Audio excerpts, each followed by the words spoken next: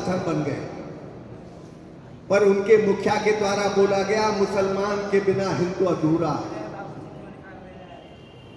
उनके द्वारा बोला गया हम सबका डीएनए एक है। उनके द्वारा बोला गया जो मुसलमान को हिंदुस्तान में नहीं रहना चाहता वो हिंदू नहीं है। उन्हें सबके ध्यान में है ये बात? नहीं है, है ना?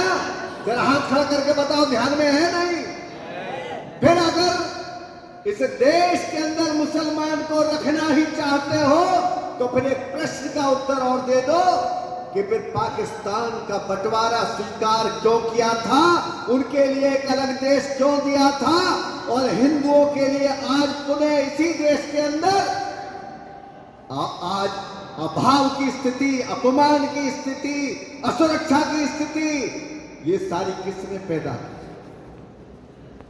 फिर हम सबका अगर डीएनए एक है तो मुझे बताओ, जो मेरी बहन को उठा के ले जाएगा उसका और मेरा डीएनए एक हो सकता है क्या? नहीं।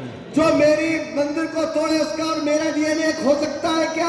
नहीं। जो मेरे मंदिरों को तोड़े उसका डीएनए एक हो सकता है क्या? नहीं। जो नूह के अंदर जलाभिषेक करने वाले हिंदुओं पर पत्थर और गोली बरसाए उसका और मेरा डीएनए एक हो सकता है क्या? नहीं। जो मेरे हिंदू भाइयों का धर्मांतरण करे उसका और मेरा डीएनए एक हो सकता है क्या? तब फिर ये अंतर भगवान कृष्ण ने किया था कि अगर अपना भी कोई अधर्म करता है, कौरव और पांडव का डीएनए एक ही था, एक ही पूर्वज की संतान थी, लेकिन अधर्म करने वाले को भगवान कृष्ण ने अर्जुन के माध्यम से हनुमान जी को रथ पर विराजमान करके उस अधर्म करने वाले लोगों का नाश किया था। आज इस देश के अंदर जो इस भारत माता को अपनी माता ना माने उसका और मेरा डीएनए हो सकता है क्या? नहीं।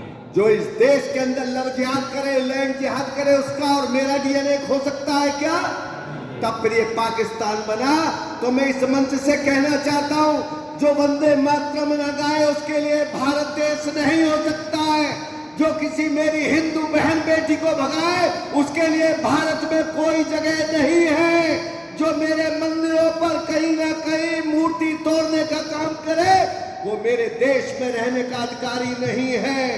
इसलिए ये देश केवल और केवल हिंदुओं का देश है। अगर इस देश में मुसलमान को रखना चाहते हो तो उसे भारत में वंदे मातरम कहना ही होगा, इस भारत माता को अपनी माता कहना ही होगा, उसको अपने इस देश में राम को, कृष्ण को और शिव को अपना पूर्वज मानना ही होगा।